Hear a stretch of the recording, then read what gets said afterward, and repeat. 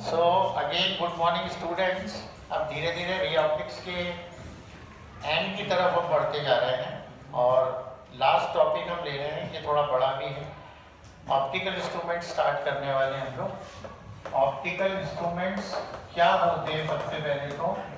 So optical instruments are those devices with the help of we can see a tiny objects clearly or we can see a far off objects clearly. It means microscope and telescope, they are optical instrument. लेकिन आप जानते हैं कि ईश्वर ने हमें सब कुछ दिया है। हम ये मानते हैं कि ईश्वर ने नहीं दिया, पर ईश्वर ने सब कुछ दिया होता है हमें। उसने हमें एक बहुत कुदरत की सबसे बड़ी नेमत दी है, that is eye. Our eye is the natural optical instrument. वो एक टाइनी ऑब्जेक्ट्स को भी देख सकती है और दूर के ऑब्जेक्ट को भी देख सकती है, और ऑटोमेटिकली उसकी फोकल लेंथ जो है आई लेंस की चेंज होती है, that is known as power of accommodation.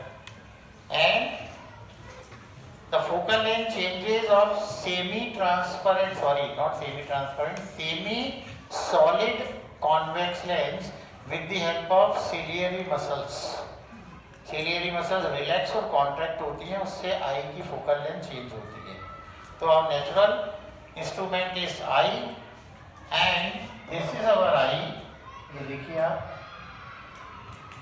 with the help of eye we can see a far objects clearly and far objects is always at infinity। जितनी दूर आप देख सकते हैं, infinity means the distance where you cannot reach at that instant of time। infinity का मतलब कभी ये नहीं होता कि वो इम्पॉसिबल है। अभी आपके लिए अमेरिका infinity है, लेकिन आप अमेरिका जा सकते हैं, जब आप चले जाएंगे तब वो infinity नहीं रहेगा। तो infinity मतलब उस समय आप वहाँ नहीं पहुँच सकते, और that distance is not measurable। so एक आई सबसे दूर देख सकती है, जितनी भी दूर, that is infinity। and एक पास के ऑब्जेक्ट को देखती है, तो इसे हम कहते हैं नियर पॉइंट। दूर के पॉइंट को बोलते हैं फार पॉइंट। आपने देखा होगा कि किसी भी किताब को अगर आप अपनी आंखों के पास ले जाएं, तो एक पोजीशन के बाद वर्ड्स जो है वो ब्लर हो जाते हैं। तो वो पॉइंट हमारा नियर पॉइंट होता है, जहां हम क्लियरली देख सकें। And this is distance of distinct vision, and for healthy eye this distance is 25 centimeter। तो near point 25 centimeter होता है healthy eye का। D होता है distance, least distance of distinct vision, least distance of distinct vision। and between near point and between far point this is known as range of vision। हम हमेशा near point से far point के बीच में ही देखते हैं, उसके पहले नहीं। तो ये आपको जनरली आता है, फिर भी मैं आपको बता रहा था। तो सबसे पहले हम हमेशा डिस्कस करते हैं simple microscope. Simple microscope means, microscope you know very well, the instrument which is used to see very tiny objects clearly.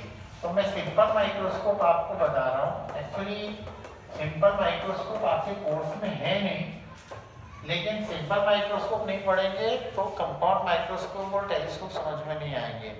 Because in every microscope और telescope there is an eye lens और eyepiece, and that is nothing but simple microscope. इसके दो diagram होते हैं। तो simple microscope है क्या?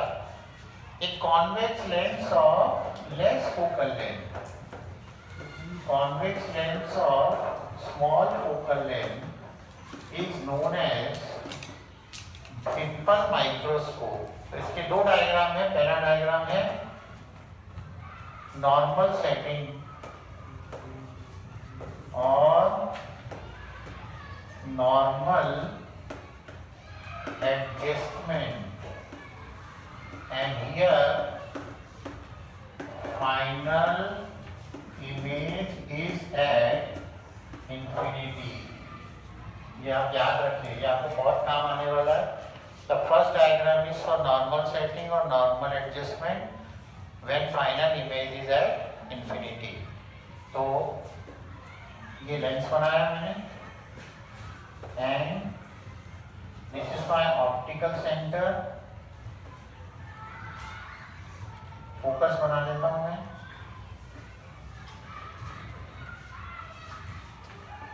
F। अब आपको अच्छी तरह मालूम है फाइनल इमेज इंफिनिटी पे तभी बनती है जब ऑब्जेक्ट फोकस पर होता है। तो suppose this is an object, एक छोटा सा कोई भी आप मटेरियल, कीड़ा, जो भी आप देखना चाहें, तो A B is our object. So two rays you need, 2 ray कम से कम आपको चाहिए। एक रे हमेशा पैरेलल टू प्रिंसिपल एक्सिस लो, and after refraction it passes through focus. Second ray is passing through optical center undeviated. और अब देखिए दोनों रेस पैरेलल है, and parallel rays they meet at infinity. इसका मतलब यहाँ हमें ऑब्जेक्ट दिखाई देने वाला है at infinity. आप कहेंगे रे तो यहाँ मिल रही है तो दिख यहाँ क्यों रहा है? Actually when object is here, your eye is here on this side. आप दोनों एक ही तरफ थोड़ी रखोगे, तो यहाँ आपकी आंख रखी हुई है। देखिए आप, देखिए कितनी बढ़िया आंख बनाई गई है, अच्छी लग रही है। Your final image is at infinity. This is the diagram for normal setting or normal adjustment. और यहाँ पर जब आप मैग्निफिकेशन का फार्मूला निकालते हैं तो वो आता है D/F। ये आपको याद ही रखना है, M = D/F। It means M inversely proportional F। ये बहुत काम का है point. When focal length is less, magnification is more. इसलिए कॉन्वेक्स लेंस की फोकल लेंथ कम से कम होनी चाहिए।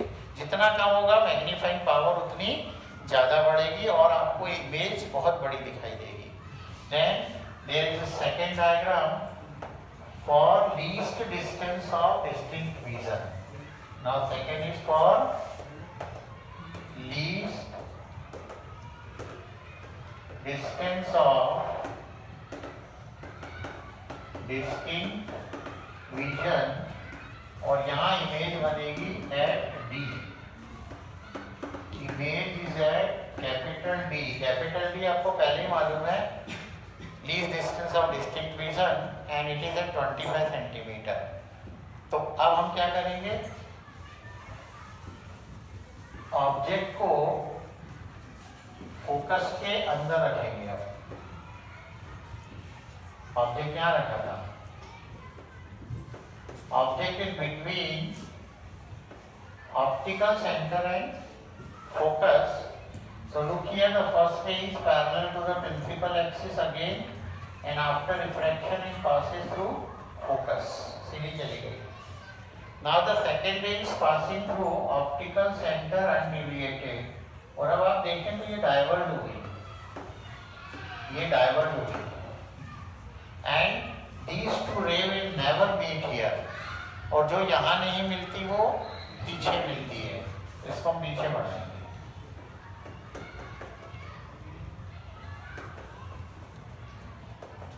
कई बार बच्चे यहाँ से ऐसे मोड़ के ले आते हैं, तो मोड़ के ना आए, ये बिल्कुल सीधी जानी चाहिए आपको। देखिए यहाँ मिल रही है, ठीक है।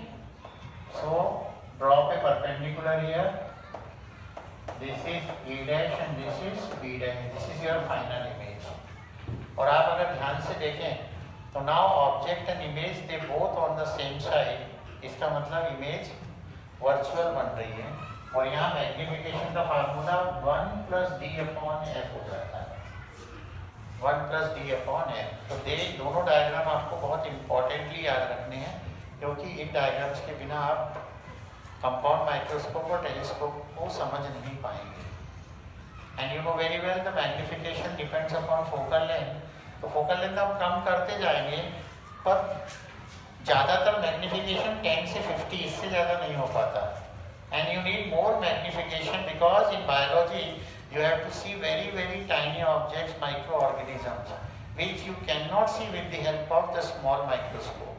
तो फिर हम एक लेंस से पहले ऑब्जेक्ट को देखते हैं, वो बड़ा हो जाता है, फिर उसी इमेज को दूसरे लेंस से देखते हैं तो वो और बड़ा हो जाता है। यानी मैग्नीफाइंग मैग्नीफायर का प्रोडक्ट आने लगता है और इंक्रीज हो जाता है मैग्नीफिकेशन। तो हम दो लेंस लेते हैं, दो लेंस से देखेंगे, पहले एक से फिर दूसरे से, and that is known as compound microscope. तो इसके अगले डेरिवेशन में अब आपको कंपाउंड माइक्रोस्कोप के बारे में बता रहे हैं। कंपाउंड माइक्रोस्कोप देखिए, थोड़ा सा ये वीडियो बड़ा हो सकता है लेकिन मैं कुछ नहीं कर सकता, करना ही पड़ेगा। First of all, what is compound microscope? Compound microscope नाम से ही पता लग रहा है, it is a combination of to lenses. The one lens which is towards the object is known as objective lens, and the other lens which is close to the near to the eye is known as eye lens or eyepiece. The two lenses are kept in a tube. एक tube में रखते हैं, जो देखो ये अंदर बाहर हो सकती है, ऐसे जैसे ये अंदर बाहर हो रहा है, देखो एक ट्यूब ये और एक ट्यूब ये अंदर बाहर हो सकता है, not like this, with the help of one screw. आपने ट्रैवलिंग माइक्रोस्कोप का एक्सपेरिमेंट किया होगा, and with the help of screw you can move two tubes into one another, they can move with the help of an arrangement, and that is known as rack and pinion arrangement. तो उसमें एक तरफ object lens लगाता है, objective lens, and on the other side there is eye lens. अब उसका पहला diagram मैं आपको बना के बता रहा हूँ। नॉर्मल सेटिंग वाला, सबसे पहले नॉर्मल सेटिंग और नॉर्मल एडजस्टमेंट, और आपको अच्छी तरह मालूम है यहाँ फाइनल इमेज बनेगी at infinity. Final image is at infinity. अब इसमें गड़बड़ क्या होती है बच्चों से, ये पहले मैं क्लियर करता हूँ। सभी ने टेलीस्कोप या बायनोक्यूलर जरूर देखा होगा। तो बायनोक्यूलर में जब आप यूज करते हैं टेलीस्कोप या दूरबीन, तो आई के पास वाला लेंस छोटा होता है। इसको उल्टा कर दो, आई के पास वाला बड़ा ले लो और वो वाला छोटा, तो ये बन गया कंपाउंड माइक्रोस्कोप। या आपको कुछ भी समझ में नहीं आ रहा तो दोनों लेंस बराबर बना दो, तो भी वो कंपाउंड माइक्रोस्कोप माना जाएगा। तो देखिए पहला डायग्राम, इसमें आपको एक बहुत अच्छी बात बताता हूँ। जब आप एग्जाम की कॉपी में बनाते हैं तो एग्जाम की कॉपी में आप ऐसे लिखते हैं, उसमें ऐसे लाइन बनी हुई है, आप कॉपी को टिल्ट कर लीजिए ऐसे, इससे आपको समझ में आ जाएगा कि फोकस कहाँ लेना है, फोकल लेंस कहाँ लेना है। तो सबसे पहले मैंने पहला लेंस बनाया, दूसरा नहीं बना रहा, देखिए ऐसे, ये पहला लेंस बनाया मैंने L1 C1। अब इसकी फोकस लेनी है, तो देखिए यहाँ बनाया हमारे, और दोनों की फोकल लेंथ कम होनी चाहिए, तो 3 4 इतना ले लो। तो ये 0 है, तो मान लो ये 1 2 3 4 इतनी दूर ले लिया मैंने। ये मेरा आ गया FO, क्योंकि ये LO है, LO मीन्स ऑब्जेक्टिव लेंस, तो यहाँ भी इतनी दूर लूंगा मैं।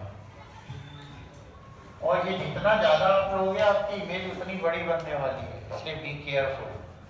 This is FO। Now you have to form image of an object this side, क्योंकि यहाँ एक लेंस और लगाने वाले हो, and when object is here and image is here, that image should be real.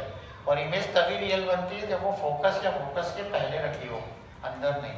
तो हम फोकस पे तो नहीं रखेंगे क्योंकि वो इंफिनिटी पे बन जाएगी, तो फोकस के बिल्कुल पास में रखेंगे। We place very close to the focus. और देखिए मैं साथ साथ में नाम भी दे रहा हूँ, या बाद में भी दे सकता हूँ, पर अभी दे दूंगा तो ज़्यादा अच्छा है। ये बन गया UO, object distance, and you know very well now the one ray is parallel to principal axis passing through focus. The second ray is passing through optical center without any deviation.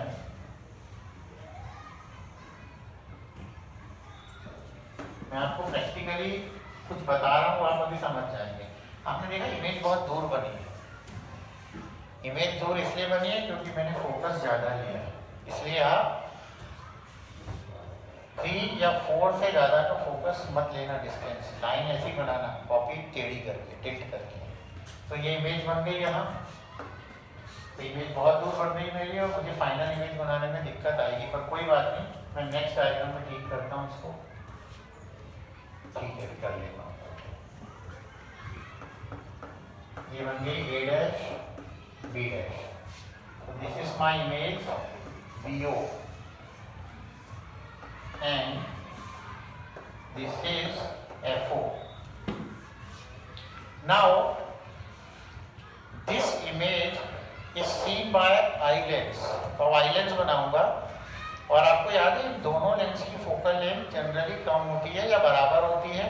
ये छोटा होता है वो थोड़ा बड़ा, तो उसकी ज़्यादा फोकल लेंथ मान लिया। जैसे इसको 3 लिया था, अगर आपने 3 तो उसको 4 ले लूँगा या 5 ले लूँगा। And you know very well image is at infinity when object is at focus. ये भी ऑब्जेक्ट था, ये उसकी इमेज थी और ये सेकेंड लेंस के लिए ऑब्जेक्ट बनेगा और ये उसके कहाँ होना चाहिए, फोकस पे। इसका मतलब मेरा F यहाँ होना चाहिए और F मैंने अभी तय किया, इससे एक ज़्यादा होगा। अगर ये 3 लिया है इसका डिस्टेंस तो उसका 4 लूँगा। तो देखिए मैं गिन रहा हूँ 1 2 3 और ये सेंटर आ गया। और देखिए मैं ये इतना बड़ा बनाऊंगा ताकि ये कम से कम इस इमेज के बराबर हो जाए। और यहाँ भी लूँगा 0 1 2 3, सॉरी मैंने कितना लिया था 1 2 3 4, 1 2 3 4। This is my FP। फिर से बता रहा हूँ आपको, ये इमेज है इसकी, लेकिन ये इमेज इसके लिए ऑब्जेक्ट हो जाएगी और ये इसके फोकस पे होगी, तब इमेज बनेगी फाइनल इमेज इंफिनिटी पे। सो फ्रॉम हियर 1 2 3 1 2 3 4 और ये 0। Now the one ray is parallel to principal axis passing through focus, second is passing through optical center undeviated। और अगर आप देखें तो दोनों रेस पैरेलल हैं, यहाँ आपकी आँख पड़ी हुई है, okay. And this is object, तो ये ऑब्जेक्ट है, तो ये हो गया UE, ये फोकस है FE, this is C2 and now image is where, image is at infinity, मतलब VE is at infinity। so this is the diagram for normal setting और normal adjustment। इस डायग्राम में एक ही प्रॉब्लम है कि मैंने इसका फोकस बहुत ज़्यादा लिया है जो मुझे कम लेना चाहिए। मैं नेक्स्ट डायग्राम में आपको बताऊंगा तब आप समझ जाएंगे। अब नेक्स्ट डायग्राम में क्या किया जाता है, number 2 when final image is at least distance of distinct vision। तो अब हम क्या करते हैं, रेक्टेंगुलर अरेंजमेंट था आपके पास याद होगा, उससे हम मूव करते हैं ताकि ये लेंस जो यहाँ था वो यहाँ आ जाए। जब ये यहाँ आ जाएगा तो इसका फोकस यहाँ था, वो फोकस यहाँ आ जाएगा, यानी object is between focus and optical centre and due to that what happens, now virtual image is formed here. Generally यहाँ बनती है, अभी बनेगी, आप देखिए मैं बनाता हूँ सेकेंड डायग्राम, आप देखें।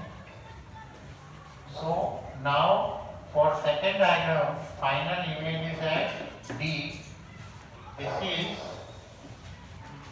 D is the distance of distinct vision। तो थोड़ा सा समझे इसको, फोकस थोड़ा ज्यादा हो गया था मेरा, फोकस को मैं कम करूंगा। 1 2 3, ज़्यादा से ज़्यादा 3 लिया मैंने, या 4 भी ले सकते हो, 4 भी कोई बहुत ज़्यादा नहीं था। 0 1 2 3 एंड 4 चलो, this is my FO। 0 1 2 3 4 FO। अब देखिए आपको बहुत अच्छा लगेगा। And you know very well आधा डायग्राम सेम है इसका शुरुआत वाला, इसका मतलब ऑब्जेक्ट यही रखना है आपको। Object is here AB, this is UO C1। now first ray is parallel to principal axis and after refraction it passes through focus, second ray passes undeviated, और ये मेरा फाइनल इमेज बन गई and this is A dash B dash, this is A dash B dash, so this is FO and this is VO. अब ध्यान से समझे, now you know very well ये एरो बनाना बहुत जरूरी है, अदरवाइज आपका हाफ मार्क हमेशा डिडक्ट होता है। अब आपको याद है आपका ये लेंस यहाँ था और इसको राइट हैंड पीनियन अरेंजमेंट से आप इधर ले आए, it mean this object should be inside focus and optical centre. तो मान लीजिए यहाँ पर एफ ही आ गया मेरा, तो यहाँ से गिनूंगा मैं, ये याद होगा आपको कितना दिया था, 0 1 2 3 4, तो ये मैं 5 लूँगा, एक ज़्यादा, तो 1 2 3 4 1 2 3 4 5 और ये 0। देखिए 1 2 3 4 5 और ये 6 मतलब 0 है आपका। Then here again 1 2 3 4 5, this is my FE। Now this lens is now viewing this A dash B dash, ये इसके लिए ऑब्जेक्ट है। तो one ray is parallel to principal axis passing through focus, second passing through optical center undeviated, and these two are now diverging, और जो diverge होती है वो वहां नहीं मिलेगी, वो पीछे मिलेगी। इसको पीछे लेके जा रहा हूँ, बोर्ड पे जगह नहीं है सभी में, लेकिन मैं कोशिश कर रहा हूँ, यहाँ मिल रही है, ठीक है। ये देखिए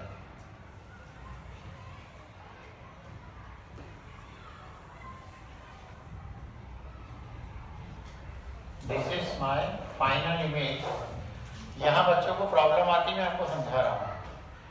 ये इमेज फोकस के एफओ के अंदर बनती है, कई बार आपकी यहाँ भी इमेज बन जाएगी, यहाँ जगह नहीं है, नहीं तो मैं और नीचे ले जाता, तो यहाँ भी इमेज बन सकती है, तो आप डरे नहीं, वो इमेज भी बिल्कुल सही है, पर यहाँ लेंगे तो ज़्यादा इजी है क्योंकि डेरिवेशन में काम आता है। तो ये फाइनल इमेज बन गई आपकी A double dash B double dash.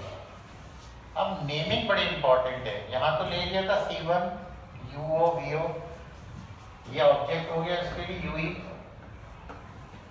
This is FE and this is VE, और ब्रैकेट में DV लिखूंगा मैं, because final image is at least distance of distinct vision. And for magnification या फॉर मैग्नीफाइंग कोई भी ऑब्जेक्ट ऐसा है, if you are standing here और यू स्टैंडिंग हियर, तो ये एंगल बनते हैं अलग अलग।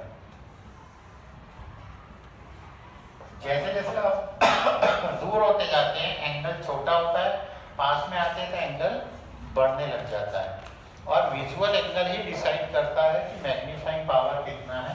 और magnifying generally beta upon alpha होता है। Beta means angle subtended by image and alpha is angle subtended by object. तो इसका एंगल देखिए कहाँ बन रहा है, ये है अल्फा, तो ये एंगल भी मेरा अल्फा हो गया, एंड ये इमेज है तो इसका एंगल है मेरा बीटा। तो अब मैं मैग्निफिकेशन फार्मूला निकाल रहा हूँ। एक और आपको रिक्वेस्ट करना चाहता हूँ, अगर आप मैग्नीफाइंग पावर निकालने के लिए एनसीईआरटी का यूज करें तो बहुत अच्छा है, उसमें सिर्फ 4 लाइन का डेरिवेशन दिया है, पर वो डेरिवेशन आपको याद करना पड़ेगा, और मैं जो आपको बताऊंगा वो आपको समझना पड़ेगा। तो देखिए अब आप कंपाउंड माइक्रोस्कोप का मैग्नीफाइंग पावर में पहले निकाल रहा हूँ least distance of distinct vision. So यहाँ लीस्ट डिस्टेंस पे ये नहीं है, इमेज लीस्ट डिस्टेंस पे है। इसका फार्मूला क्या होता है कि डेफिनेशन सुनना, मैग्नीफाइंग पावर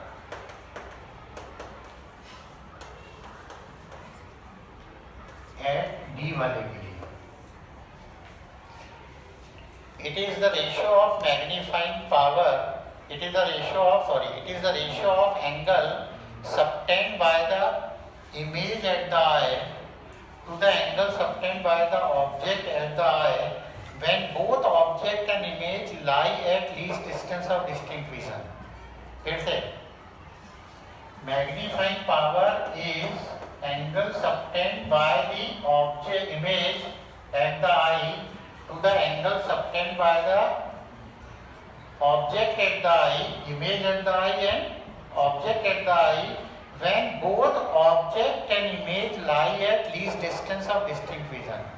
तो अगर आप देखें तो ये तो लिस्ट पे है पर ये लिस्ट पे नहीं है, तो हम ले आएंगे, हम इसको आगे बढ़ाएंगे। देखो ऐसे, और यहाँ पर एक इसके बराबर बना दिया। ये आपका नंबर क्या था, बी डबल डैश था, इसको मैंने A1 नाम दे दिया। And now it is forming an angle alpha here. अब देखो दोनों एक ही जगह आ रहा है क्योंकि ये दोनों इक्वल है। दोनों कैसे हैं, बिल्कुल इक्वल है, थोड़ा सा okay. So n equal to beta upon alpha and angles are very small, so it is tan beta upon tan alpha. So m is equal to tan beta की वैल्यू रखूंगा। देखो ये बीटा, ये था a double dash b double dash upon this perpendicular upon base. So it is a double dash b double dash upon, ये मेरा था C2 optical centre, C2 b double dash, C2 b double dash upon tan alpha. tan alpha means ये वाला A1 b double dash upon C2 b double dash. तो देखिए C2 b double dash, C2 b double dash is cancel out, तो m is equal to a double dash b double dash upon A1 b double dash, और ये इसके बराबर है, तो इसको लिख दिया ये भी। आपने मैग्नीफाइंग पावर बहुत बार पढ़ा है, magnification. Magnification is equal to I upon O होता है या H2 upon H1। It means image upon object. तो A double dash B double dash क्या देखते हैं, A double dash B double dash final image है, और इसका ऑब्जेक्ट था A डैश B डैश, और ये AB ऑब्जेक्ट है और उसका इमेज था A डैश B डैश। इसका मतलब A डैश B डैश गायब है, तो A डैश B डैश से मल्टीप्लाई करो and multiply and divide by A dash B dash. So n equal to A double dash B double dash upon A dash B dash, देखो divide कर दिया, फिर मैं इससे मल्टीप्लाई कर देता हूँ और बचा हुआ नीचे का A भी यहाँ लिख देता हूँ। तो अब आप देखिए इमेज अपॉन ऑब्जेक्ट किसके लेंस के लिए, आई लेंस के लिए। कौन सा लेंस था ये, LE, तो ये हमारा आ गया ME, and this is A dash B dash upon AB, A dash B dash upon AB। ये ऑब्जेक्टिव लेंस के लिए आ गया, इसे बोलेंगे MO। तो M का फार्मूला M इंटू MO होता है, और ME आपको पहले से ही पता है from simple microscope, 1 plus D upon FE, ये ऑलरेडी हमें पता है। MO निकालना पड़ेगा, तो MO कैसे निकालेंगे, तो आपको याद होगा MO का एक और फार्मूला होता है minus VO upon UO। Actually minus V upon U होता है, अब मैं इसको ठीक करता हूँ। तो V कहाँ देखिए आप, VO राइट साइड में, तो ठीक है राइट साइड में। U यानी UO is towards the left, तो इसे मैं लिख दूंगा माइनस UO। ये फार्मूला ठीक लिखा है या गलत, ये गलत है, क्योंकि ये मिरर का मैग्निफिकेशन फार्मूला होता है, लेंस के मैग्निफिकेशन फार्मूला होता है V by U। Now this is VO upon minus UO, ये आ गया मेरे पास MO। So equation 1, equation 2, equation 3, दोनों की वैल्यू मैं यहाँ पुट कर देता हूँ। तो from equation 1, 2 and 3, M equal to MO रख देता हूँ पहले, VO upon minus UO 1 plus D upon FE। ये मेरा फाइनल मैग्नीफाइंग पावर का फार्मूला आया, लेकिन यहाँ एक प्रॉब्लम है आपके पास। आप देखिए वीओ जो है वो दोनों लेंस के बीच का डिस्टेंस है अंदर का, तो लेंस के अंदर घुस के हम ये वीओ नहीं निकाल सकते, और यूओ भी निकालना बहुत टिपिकल है कि ये कितनी दूर रखा हुआ है। तो होता क्या है, आपको याद होगा ऑब्जेक्ट फोकस के पास रखते हैं, बहुत नज़दीक, मतलब हम ये डिस्टेंस को फोकस के बराबर ले सकते हैं। तो हम यहाँ लिखते हैं कि as object is placed, as object is placed very close to focus, therefore UO को हम FO लिख सकते हैं। एंड आपको याद होगा ये लेंस हम खिसकाते हैं तो ये जो इमेज है वो इसके बहुत नज़दीक आ जाती है। इसका मतलब VO जो है वो लेंथ ऑफ ट्यूब के बराबर हो जाता है, इसके बराबर हो जाता है, लेंथ ऑफ ट्यूब के बराबर। And VO is very close to, VO is very close to LE, therefore VO is similar to capital L.